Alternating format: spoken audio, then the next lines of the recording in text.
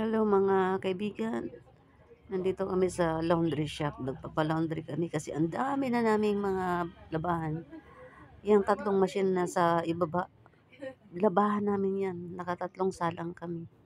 Kasi hindi na namin na kayang labahan. Binibili pa yung tubig dito sa amin.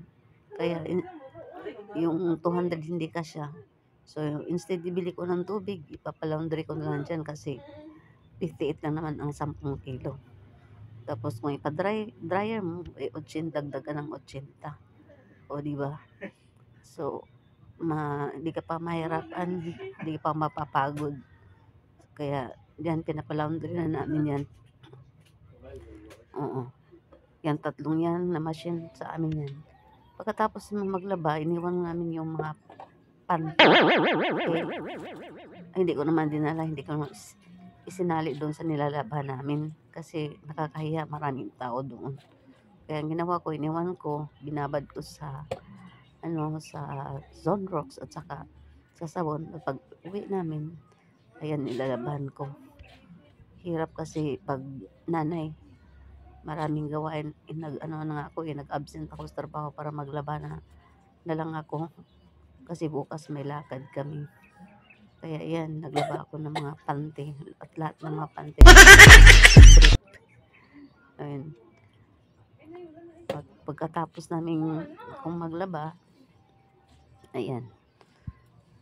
Lalaba ako guys. Kanina nagpa-laundry ako pero yung mga panty.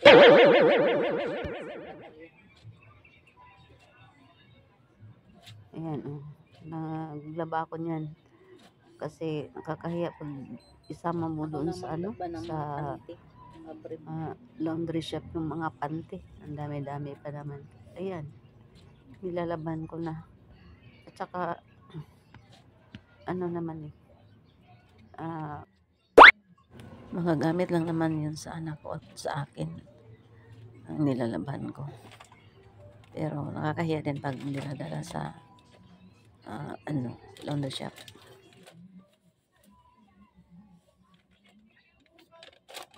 Ang hirap talaga ng maging isang nanay. Pwede pa lang mag-retire na ako. Hey guys, tapos na kami mag-laundry. Ngayon, niligpit namin yung mga damit namin. May ubo ako. Yung mga anak ko naghaharutan ng ingay. Narinig nyo, nalagay sila nagtatawanan.